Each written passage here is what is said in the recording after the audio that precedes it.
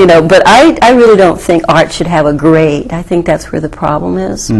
I think it should be the person completing the assignments and doing what comes to them naturally, not judged by something that someone else does.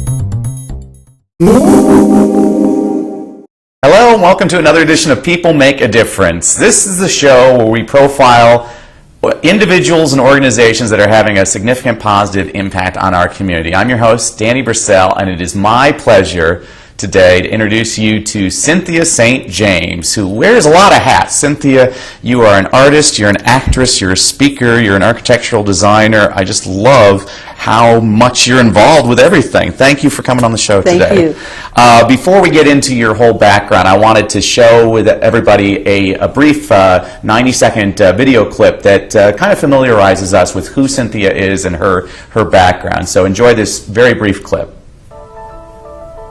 If one picture truly conveys 1,000 words, the artistry of Cynthia St. James speaks volumes. When I was 5 years old, I knew that I wanted to be an artist. I'm just really a kid when it comes to colors, so I like really bright colors. Vibrant, bold colors become Cynthia's signature. Cynthia's expressive imagery infused African Americans with a renewed enthusiasm for collecting and displaying art. Her work's been patronized by a who's who of luminaries, including best-selling author Terry McMillan, who featured Cynthia's most iconic image on the cover of her landmark novel, Waiting to Exhale.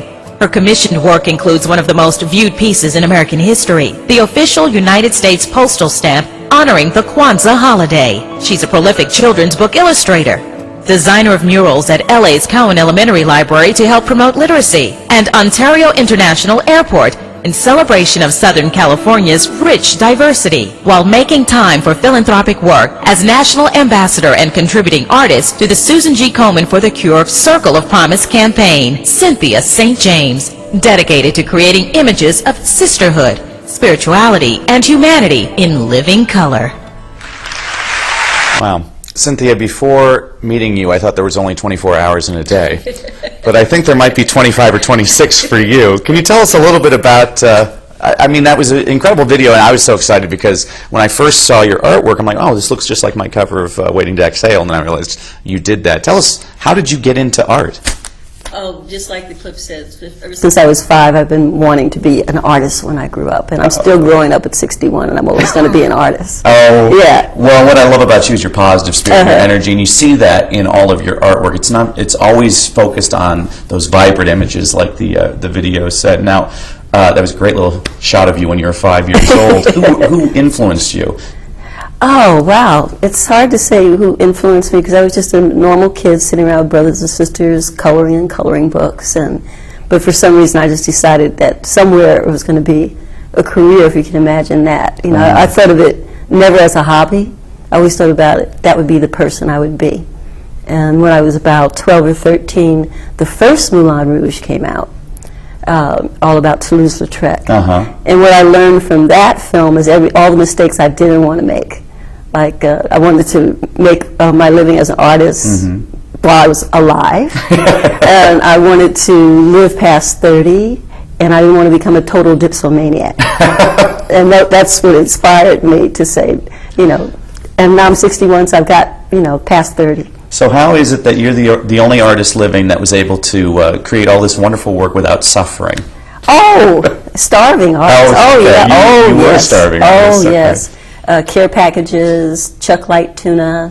Now I only eat albacore. There you go. But I definitely, you know, different places I worked, they always had little care packages for me. At Disney part-time, they had little things for me. Like one of the women working there. Husband, Italian baker, and he would always bake bread. So whenever he'd bake bread, she'd bring my skinny soft bread, and someone else would bring me tuna and hunks of cheese, whatever. Yeah. Oh. Yeah. Well, you were born in Los Angeles. You've spent most of your life in Los Angeles, but then you and I were talking earlier, and you were talking about it was a major impact on your life when you moved to New York. Can you tell us a little bit about that? I would say this. I was in New York. I thought I was born in New York, first of all. So 2 to 6 and 18 to 23. Okay. And I call that my wonder years of growth. And so that definitely impacted everything in my life, from learning how to speak to first love to everything, first jobs and first selling painting. Sold my first painting when I was 20, when I was an accounts receivable clerk for a mortgage insurance company on Fifth Avenue. Oh. Right across the street from St. Patrick's Cathedral. Oh, that's wonderful. Yeah, but that's where I started. Well, and you just, what's fascinating is you've had a lot of different things that you've been involved with, because I saw that you were an accountant at one point. Oh, yes. How did that happen? Left side of the brain. But basically, just like art and being self-taught, I learned accounting on a job. That first job with the insurance company, mortgage insurance company, they hired me because my printing. And they soon found out there was a brain behind the printing, so I think I was a file clerk for about 3 weeks, and they threw me into the pool to learn accounts receivable. So I became the accounts receivable clerk, and then they had me doing small jobs that had to do with design, like for their different meetings. Okay. So they took advantage of that too. And so they recognized your talent too. Yeah, they recognized something. And then the fact that payday, I was definitely getting art supplies and taking them home, and they noticed that. And that's how I got my first commission. And what was your first commission? One of the lawyers commissioned me to do a piece for his apartment. And once I did that, and just think of how most offices are. Someone has something, everybody else wants it. Okay, so that's, everyone started commissioning me, including my supervisor, to do pieces, and that's where I started. How did you know what to charge for your work? How do you evaluate yourself? Well, by the way, his name was Daniel. Good. And he was a lawyer, and I was talking to him about that. He said, well, I think that you should get what the other artists are getting in the village right now. And for something the size of what you're going to do right now, it'd be $75. But you've got to remember, or no, you don't have to remember, but know this, that my partially furnished one-bed apartment back in that time was $125. So if you put that in perspective, $75 was a huge amount of money to get paid for something you wanted to do. Well, and so you've always wanted to do this, and I was looking at your biography, and it doesn't look like you really had any formal training. You are self-taught. Yeah. How do you self-teach yourself to... I mean, your work is really distinct, and I honestly, I'm a big advocate for education, but after looking at your work, I'm like, wow, it really stands out. Maybe you do kind of have to just discover yourself. What do you think about that for a message to aspiring artists out there? Well, I had to speak one of the first times for California educators, which was really quite unusual, being a self-taught artist. But at the time, to sidestep it, but the time that helped me before I got on the stage is that I was part of the Final Jeopardy question for college tournament the night before. So, so when I was actually introduced on the stage, that was preempted with that part, and so I felt a lot better. But I really don't think art should have a grade. I think that's where the problem is. I think it should be the person completing the assignments and doing what comes to them naturally, not judged by something that someone else does. In my past, younger, some of my friends actually had a chance to major in art, and not one of them are artists because it became a grade. Yeah, and it's nothing like sticking a grade on something and deflating somebody's feelings or ego. Well, you're really getting into a lot of I mean, we share a lot of these passions because, you look at what's happening in America right now with the education system, and for years there's been all these cutbacks, and the first things they seem to always take away from the schools are the arts, and music, and things like that. What do you, and you speak to a lot of schools, what's the message you give to all these aspiring artists, which I always look at the aspiring artists in kindergarten. There was a study done about 20 years ago where Gordon McKenzie went into classrooms throughout the country, and he'd ask the first graders, how many of you are artists? Raise your hands. And all the kids jumped up raising their hands. And by the time he made it to 5th grade, only 1 or 2 kids would raise their hands. What do we do to reverse that trend? I think it's primarily encouragement. It's if you see that your child or your friend or whatever, neighbor is really excited about something that's creative, to keep really supporting it. And how you support it is like say, well, that it's good, or you like it, or put it up on your refrigerator. Not just automatically start telling them, well, you can't make a living doing that. So you're not giving them anything negative, because that's why they're afraid to raise their hand and say they're an artist, because they've been told that they couldn't make a living doing that, So it's encouraging, but it's also realistic, letting them know that they need to learn other ways in life of supporting themselves as well, until maybe they can reach that goal. Well, and you've certainly figured out all those other ways. Yes, I'm still figuring it out. You're still figuring that out. Yes. Well, so Dan was the guy that commissioned your first painting, and it sounds like he encouraged you. Who else has been those major points of influence that have helped encourage you in your art throughout the years? Well, I think it's anyone that ever believed in me enough to commission me to do something and not want to actually see in advance what it's going to be and know it's yours to do. And then I think that reinforcement just kept happening as people noticed or liked the work or enjoyed the work. For me, it was also just living with my own work. It makes me happy to see it. To give you, for instance, at my first one-woman show in '77, all of my art was in this gallery. And I went a day early and got it all back because it was just depressing in my house. I didn't have my art around me or anything. I got it by myself the day in advance and got it. But it's been so many people. There was an older artist that was also self-taught that gave me some pointers when I was in my mid-20s that helped, just to see that someone that was self-taught actually made their living in life, even though he was quiet and to himself. He's not known, but he was able to follow his dream. Well, let's speak to that too, because I mean, you are such a role model to so many people, because I mean, not only what you did is quite significant, because you're a woman in a field very dominated by men, and plus you're African American, and you've created a niche, but you've created your own individual style. Speak to that for those aspiring artists out there, that as an African American woman, what you've done to raise yourself to this level over the course of your career. Well, the most important thing I would say is not to seek out critics. You don't have to have someone else's approval because it's only their opinion. And it's like listening to your own inner voice or what you see, and you've got to follow that. That's one of the most important things. Of course, you do realistic things. You don't come out as a little rebel, angry at the world, but you figure out what's coming from you because you're your own unique self, and you don't want to be somebody else.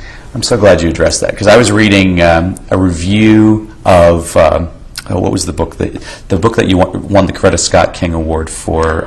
Mimi Coming, Mimi Going. Yeah, it was fascinating because it won one of the most prestigious awards you can receive in children's literature. And I'd read several of the reviews, and a couple of them were fairly negative. And I thought, wow, it's interesting to see. I'd like to understand what you do to respond to critics, or if you just completely ignore critics, and what do you do? Well, here's the funny part. I guess I kind of do. I don't really seek out to see reviews. And I guess primarily the good ones have gravitated towards me because I'm not seeking out to read it. But it's interesting, just to say one thing. One of the first books that I did, I was concerned, or the publisher was concerned, because my people are featureless, and about how kids are going to get that or not get it. And so I found a book, Keats, A Snowy Day, 1967. This book's been selling since 1967, same company. And I found some other published work in art trade magazines, and just let them see that this is possible. And long story short, where they wanted to try to change my style, which I wasn't going to do, that book ended up selling and being translated into Spanish and becoming a big book, and it made them a lot of money. So it's kind of like standing up for even what you want to do.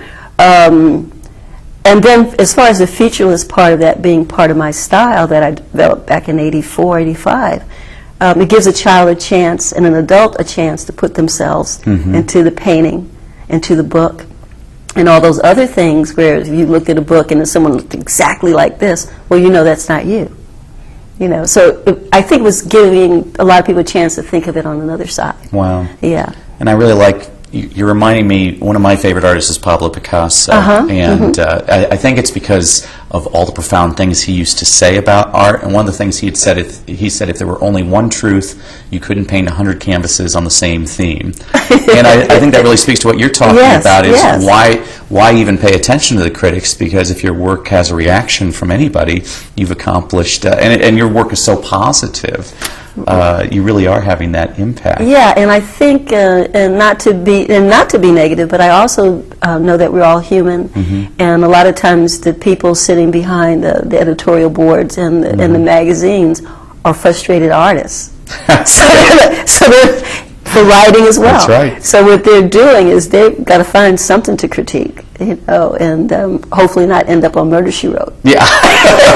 Well, so a frustrated artist who also then becomes an actress. I mean, you really just, you're a bludgeon for punishment. You produced all these one-woman shows. What were your shows about when you were creating them? Well, it wasn't acting, but one-woman shows, because I actually was doing just a little bit of modeling when I'm in my early 20s. Okay. And my photographer suggested that I take an acting class. And I took a class and kind of enjoyed it. It helped me on all kinds of ways. I wasn't really shy, but I mean, it kind of helped me.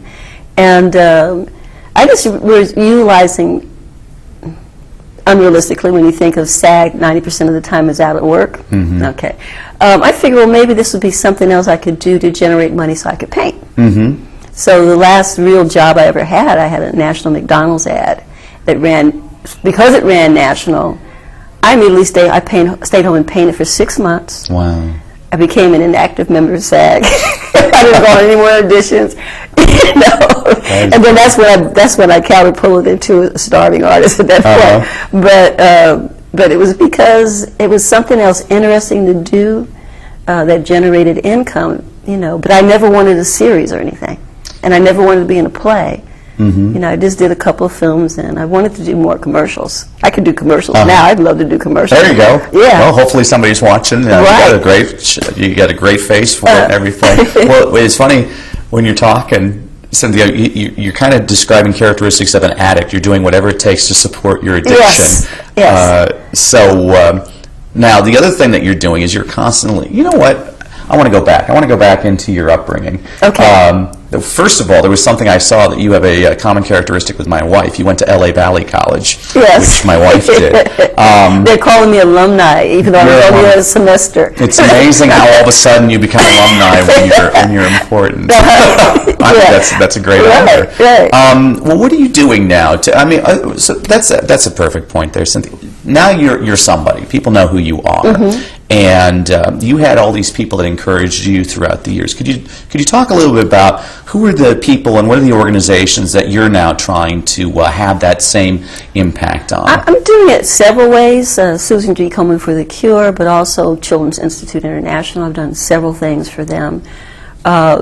Women's organizations, AIDS organizations. There's so many of them that I'm involved with. I have a whole nonprofit side, and I've done a tremendous number of signature paintings for different nonprofits to raise funds.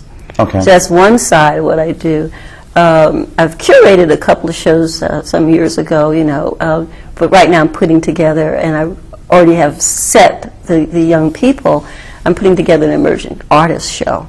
So that's another way of giving back, to give some people that are just getting out of college or are just beginning a chance to put something on their resume.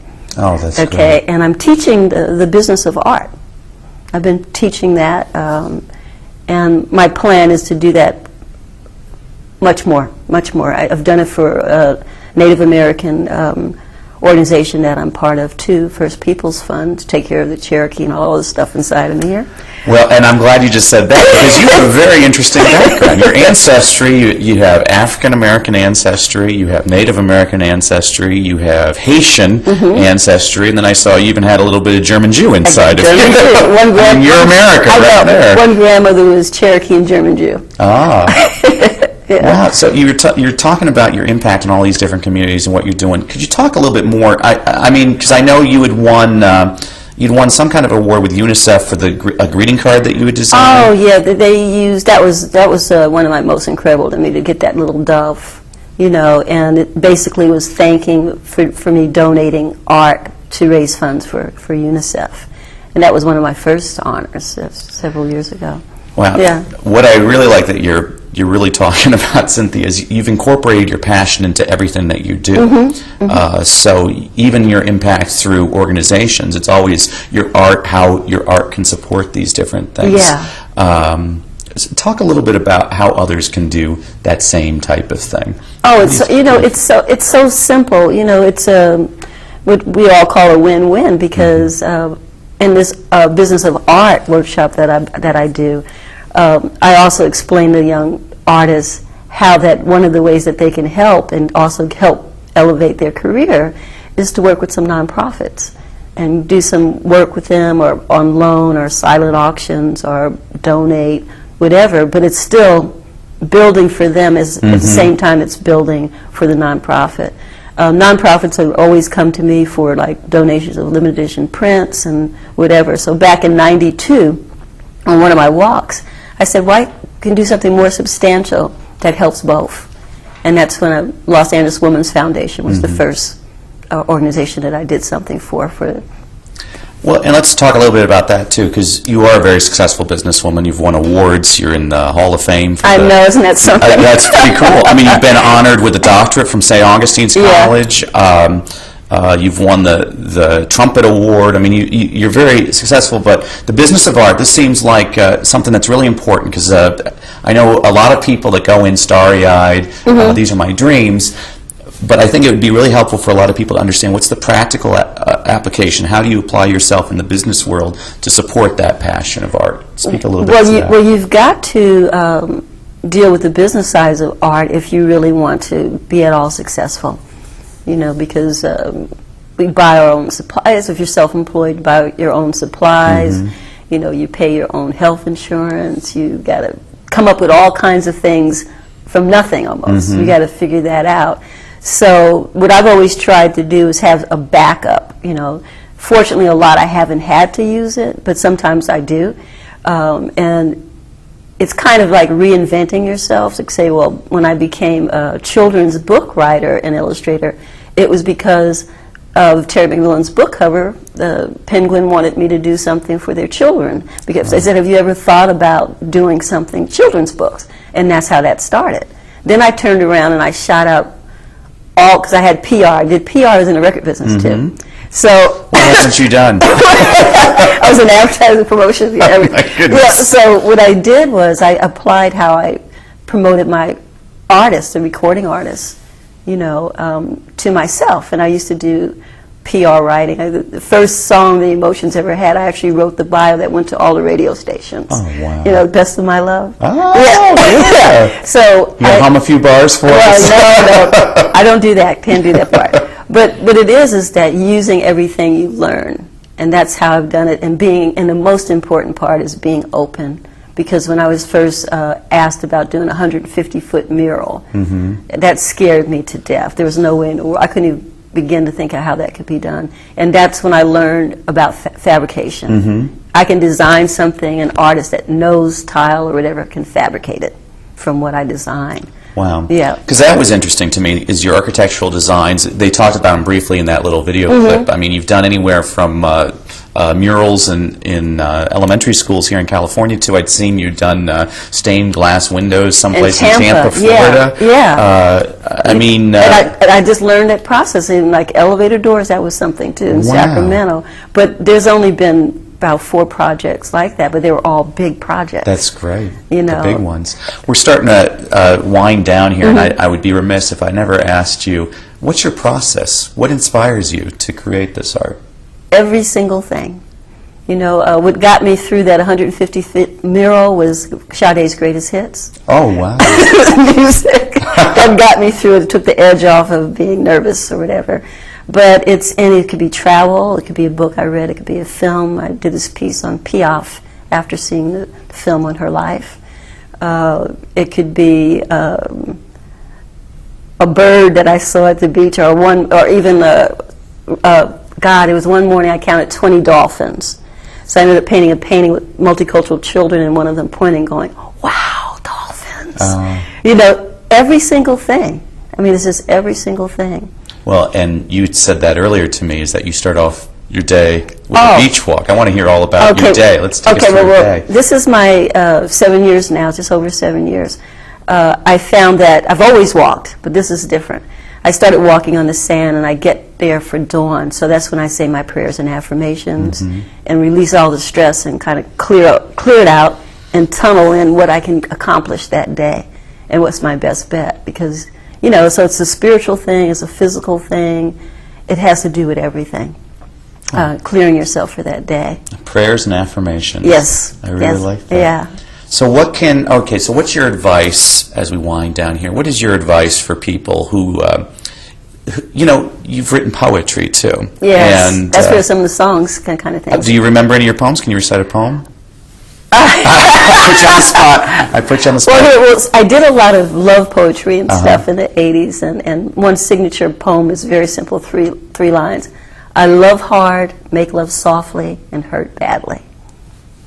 Yeah. And one of my friends got me in this position. The good thing, it was at wine tasting, so I was a little better at it. But I had to actually read some of this poetry to all these women that were just... How was that? Oh, God, they were hooting at me. So I gave them some of it to read, and I kind of broke it up. And I gave them that poem to read. I want to make sure people have a way of learning more about you. Do you have a website or anything that we can share with everybody? Yeah, what's your website? It's cynthiasaintjames.com, but it's SYNTHIASAINTJAMES. And we have it up on the screen there. We'll keep it up on the screen there. Yeah, right. Because I think it's actually a very good website. And I'd actually looked at a website of, I think it was the Museum of African American Art, showcasing a lot of your different artwork. And there was a beautiful little flash show that they had. In the Natural History Museum, that was incredible, where the stamp was unveiled. Oh. That 54 by 56 feet draped over the side of that Natural History Museum. But they still have me on their website I had an exhibit there. What haven't you done? Dance professionally on stage or sang. Okay. And I'm not going to sing because I don't have that quality, but I love to dance. I love to dance. I just dance all over the house. I love to dance too, but I got the white guy rhythm. Okay. I used to dance on shebang. Oh, shebang! Yes. So I learned that other rhythm too. So where do you see yourself in the next 10 years? What do you want to do that you haven't done yet? Well, I'm going to always want to do more travel. I really want to do more with schools, especially colleges. I'm kind of like focusing on some colleges. This will be my first artist in residency. It's only a week, but that's kind of where I want to keep them small. And then it's just so many things. More architectural design. I've just recently learned that in the works I'm approved for doing something for a building. You know, so I'll get to do some other architectural design. What kind of thing do you think? I think it's going to be ceramic. Ah. I think it's going to be ceramic, and then I'm just creating awards. So I'm just painting right now something called a Mosaic Woman Award. And the first two, one of the people to receive this award is going to be Dr. Maya Angelou. And it's going to be, it's coming up. It's going to be October 28th in D.C. Wow. Yeah. It has been such a pleasure talking to you today, Cynthia Sage. You know, we could have talked for 3 more shows. We had a pretty good talk before we even went on air. Right. But I want to get Cynthia's website up there on air again for all of us to look at. CynthiaSaintJames.com, if we could put that up there. CynthiaSaintJames.com. It has been my pleasure and my honor to have with me today Cynthia St. James, an incredible artist. I really hope that you all check out her books. She's written all kinds of books for kids and for adults. Look at her artwork. It's everywhere. You'll see it everywhere. And thank you so much. Remember, folks, people, you can make a difference every single day. God bless.